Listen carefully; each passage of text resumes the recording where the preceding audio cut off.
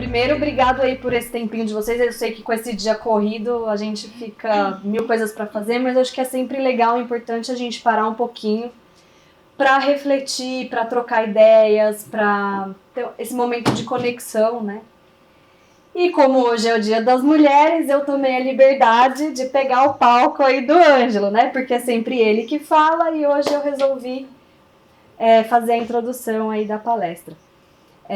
Primeiro eu queria agradecer o pessoal de RH, que eles tiveram essa ideia incrível da gente poder falar de um tema tão atual, tão relevante hoje, no Dia das Mulheres, a gente poder celebrar a gente, comemorar a gente, que é liderança feminina, né?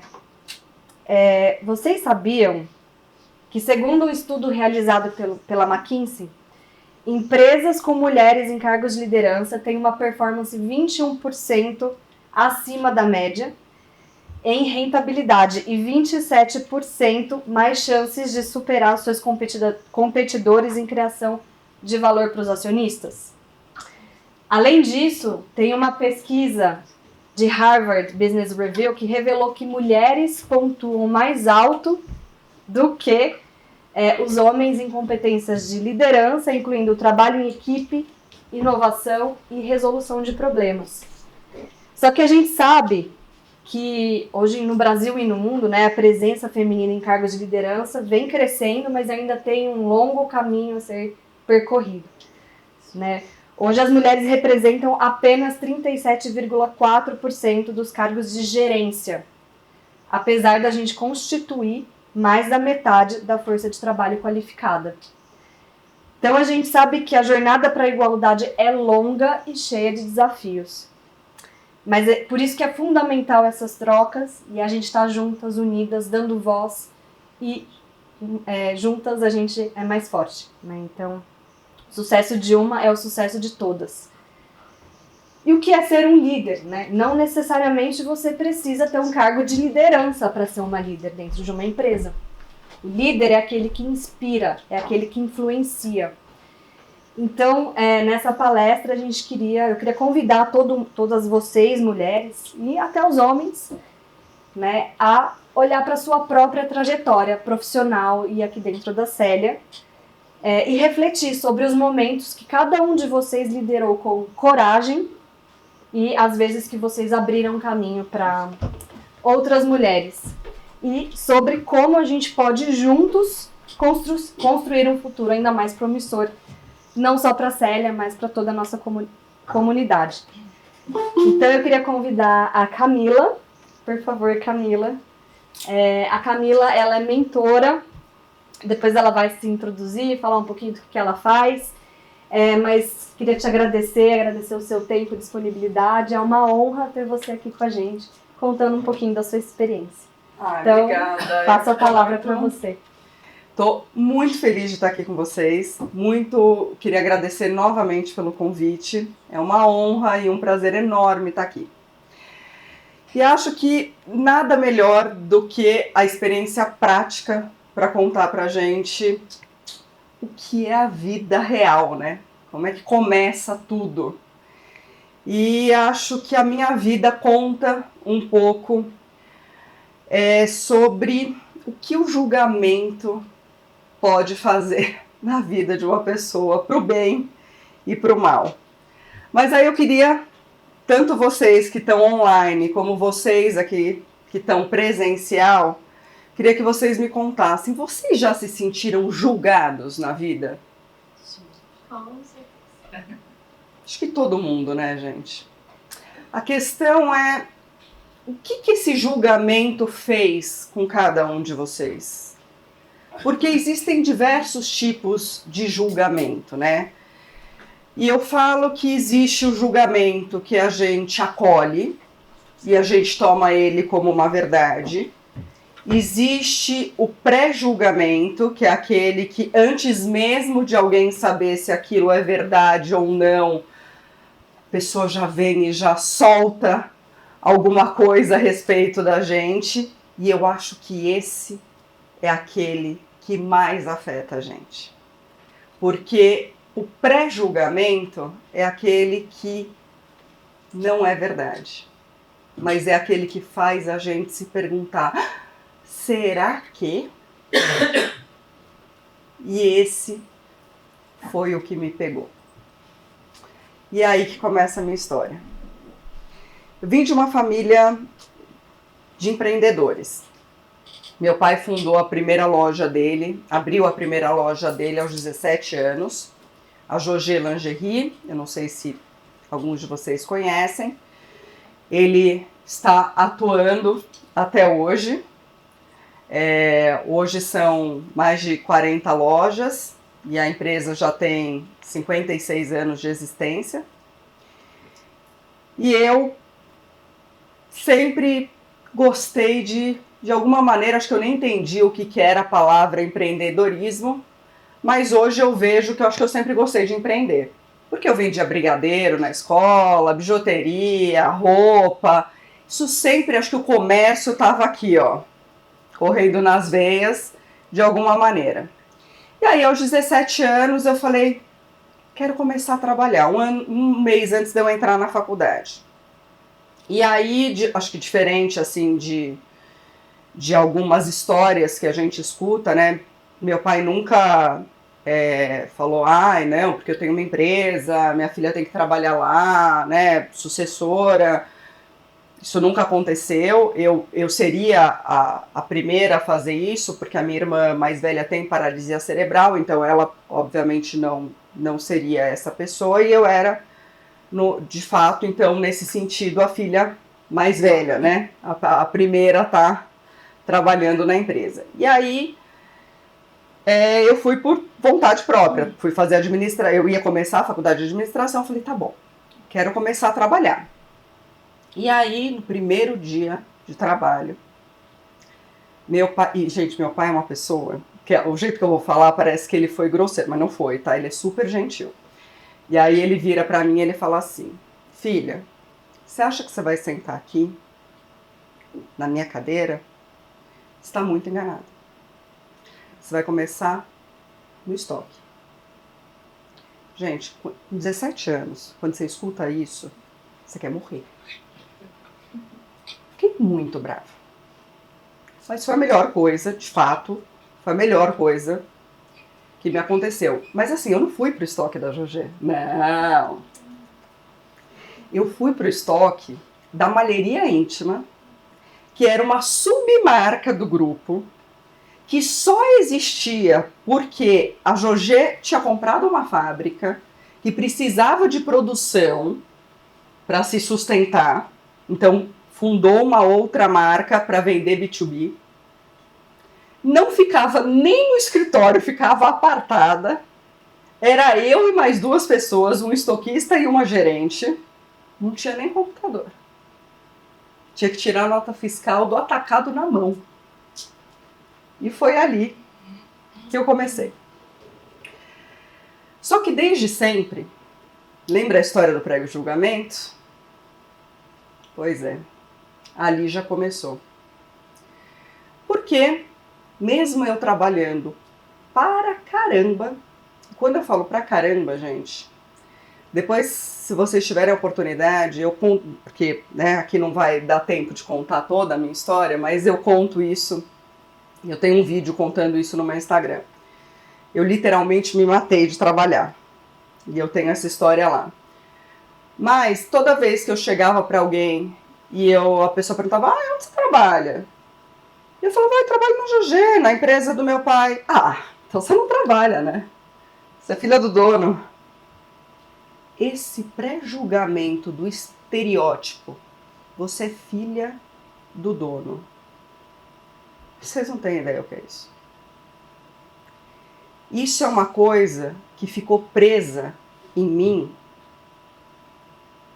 sem brincadeira, até ontem, mas até muito tempo. Foram mais de 20 anos e muitos anos de investimento em terapia para entender que isso, ao mesmo tempo que me dava muito orgulho, porque é um privilégio, eu sei que isso é um privilégio, e eu tinha um orgulho enorme de estar ali, mas também era um peso. porque as pessoas não me viam como uma profissional. Não me viam ali nem na tentativa, né? Ali eu era ainda muito nova, mas nem na tentativa de querer fazer a diferença. E eu sempre tive isso dentro de mim, eu nunca quis ser mais uma. Eu nunca quis estar ali por estar. Eu queria estar ali para botar a minha marca. E já não era uma tarefa fácil, porque eu não estava entrando numa empresa que estava iniciando. Eu estava entrando numa empresa que já era sólida. Você botar uma marca, você fazer a diferença numa empresa já estabelecida, já não é uma tarefa fácil. E você ainda ter o estereótipo e um monte de gente olhando para você, falando, ah, olha aí, a filhinha do papai, gente, tá brincando de trabalhar. Isso ainda pesava muito. E aí, enquanto eu estava ali meio que protegida, né, na malheria íntima, eu e 3 pessoas e o mundo do atacado, aquilo até que literalmente me protegeu desse ambiente, desses olhares, né? Eu vivia muito isso fora dali, né, quando eu contava para as pessoas.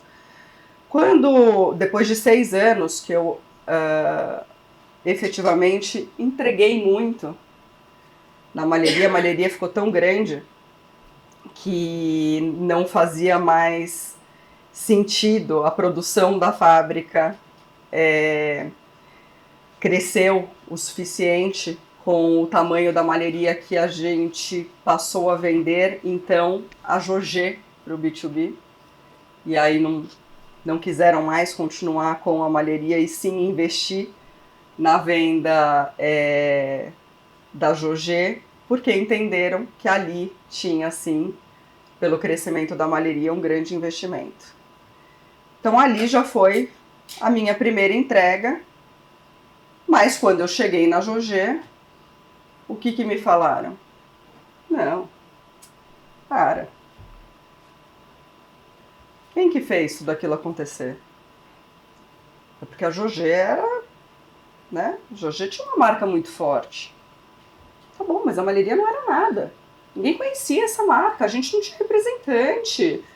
Eu não tinha nem catálogo para vender, eu tinha que vender para o Brasil inteiro. Eu vendia sem catálogo, sem representante. Como é que uma pessoa vende para o Brasil inteiro? Como é que a gente cresceu tanto? Eu não tinha controle de estoque, eu não tinha giro, eu não tinha computador. Como assim? Eu ia para as feiras, eu tinha que forrar a área, gente. Como? Foi a Jogé. Mas de certa forma eu acreditava, sabia? Eu olhava e falava, é verdade. Tudo porque era o outro me falando. De alguma forma aquilo entrava dentro de mim e eu falava, aquela pessoa tem razão do que ela está falando. E aí entrei no que era realmente aquele mundo daquela empresa, já formada, já maturada. E aí cansei, gente. Cansei de entrar em reunião, naquela época, né? Ai, eu odeio ter que falar isso porque a gente mostra a idade. Mas entregava cartão, né? E aí as pessoas olhavam o sobrenome e falavam, você é do João? E eu falava toda, né, feliz, sou filha. A partir daquele momento, tinham 2 opções. Ou a pessoa não olhava mais na minha cara e se dirigia só para os outros colaboradores na reunião, ou ela literalmente começava a me tratar como uma criança. E ela falava assim, então, isso aqui é uma bala, tá vendo? Isso aqui, olha, a gente está tomando essa decisão, deixa eu te explicar, por conta disso, disso e disso. E eu ficava assim, ok, pode ir para a próxima página, eu entendi. Eu sou gerente dessa área, meu querido, eu que te chamei aqui para essa reunião. E aí, eu era vista como a filha do dono que está lá brincando de trabalhar. Que está lá fazendo um hobby, um estágio. E aquilo por muito tempo me magoou muito. Foram inúmeras vezes que eu saía de reunião chorando, me sentindo rebaixada. Agora, engraçado, eu nunca escutei nenhuma dessas frases, nem que eu estava ali brincando de trabalhar, e nem que eu não trabalhava, porque eu estava trabalhando na empresa do meu pai, de nenhuma mulher. Nenhuma mulher nunca me falou isso.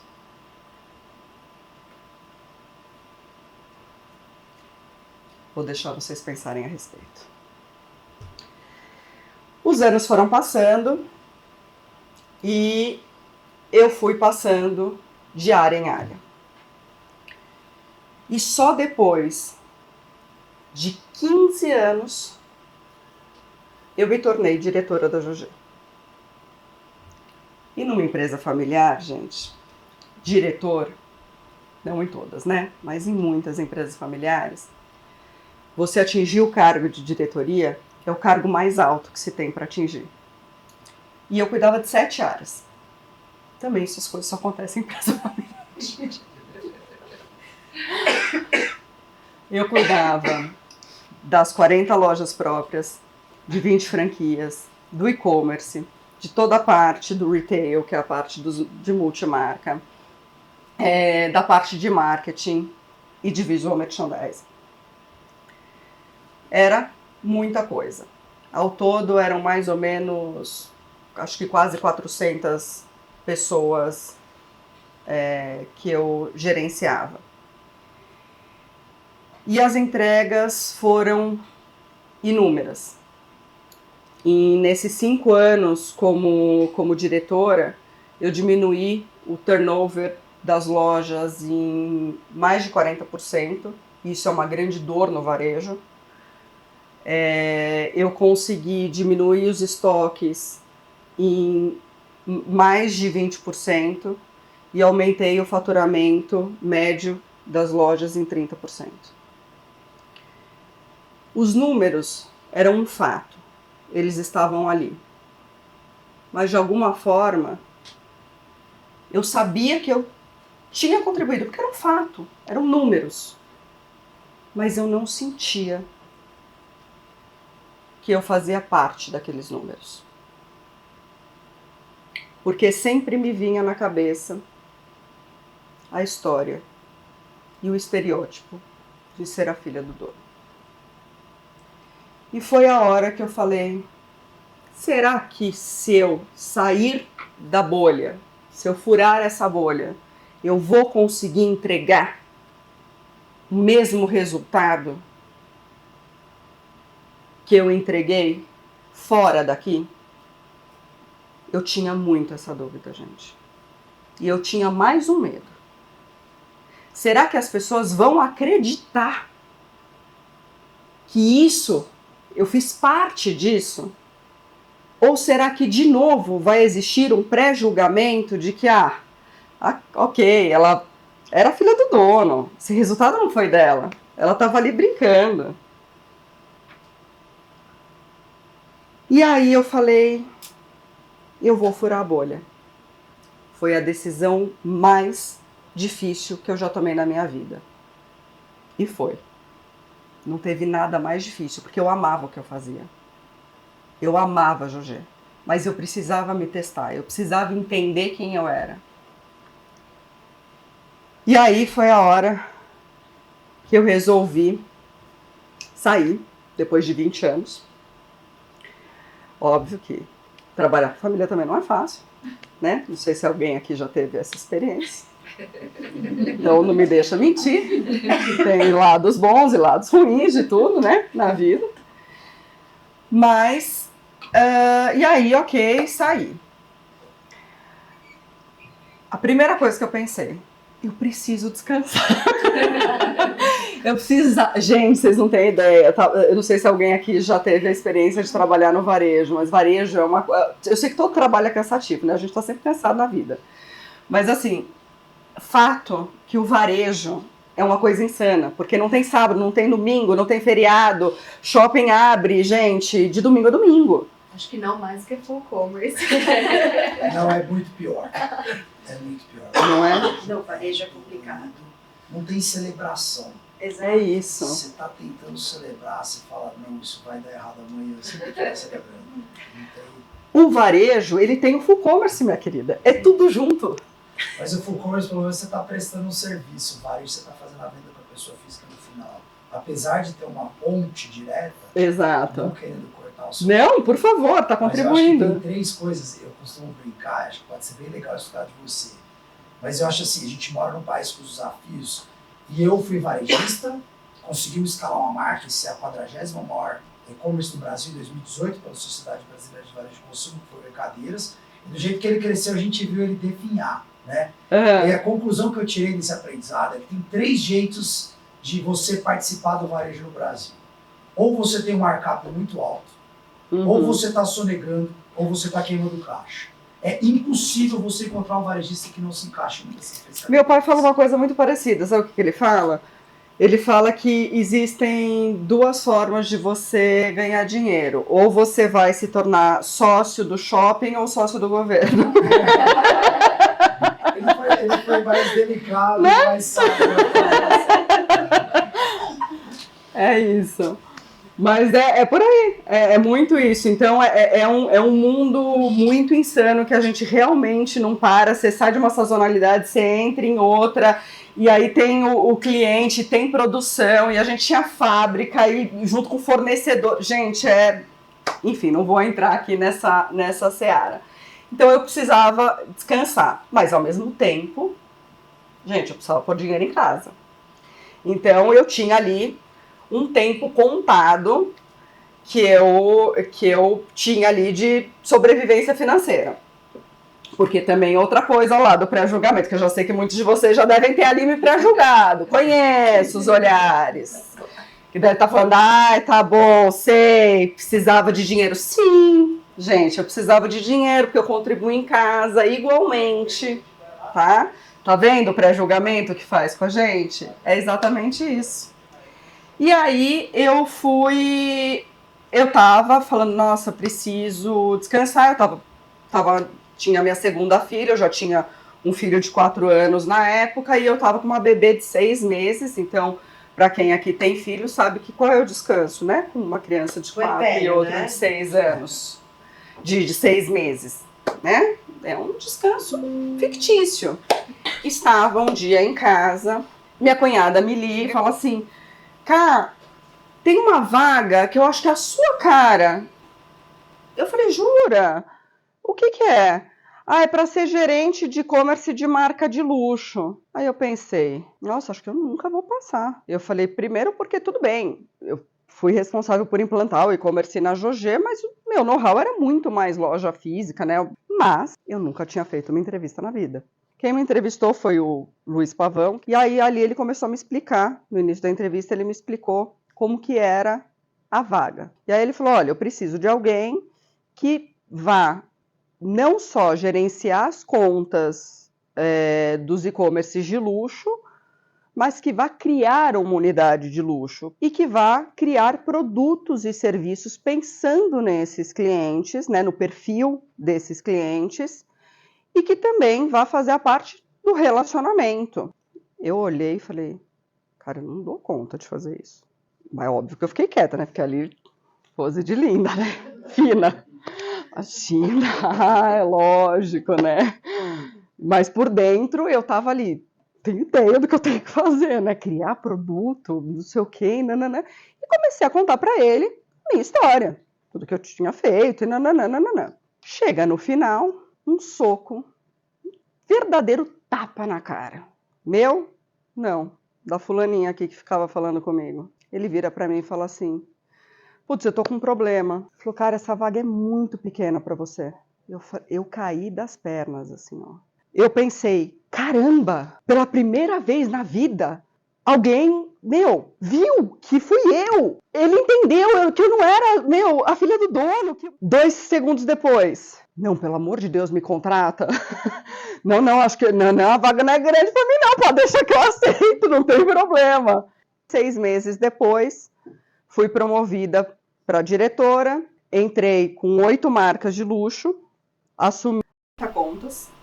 Dessas 50 contas, 30 contas de luxo, eram mais de 870 milhões de reais de GMV ao ano.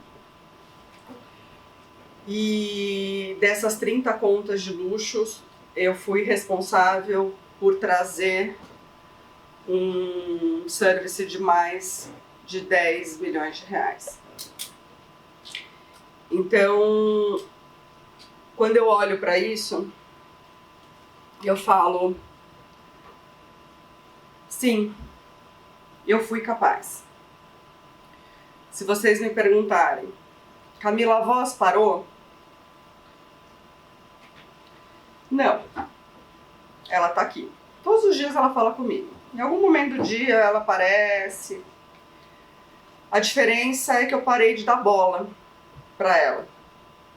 Todo dia que ela fala comigo, eu falo, cala a boca, na hora que você fala comigo. Porque eu entendi que ela não vai parar. A diferença é o que eu vou fazer com ela. E eu falei, cara, filhinho de peixe, peixinho era. Eu quis empreender. E eu fui entendendo também, nessa minha jornada do empreendedorismo, o quanto as mulheres buscam o empreendedorismo por conta de toda essa história que eu contei para vocês. Por conta da maternidade. Por conta de não acharem o seu espaço no mercado de trabalho.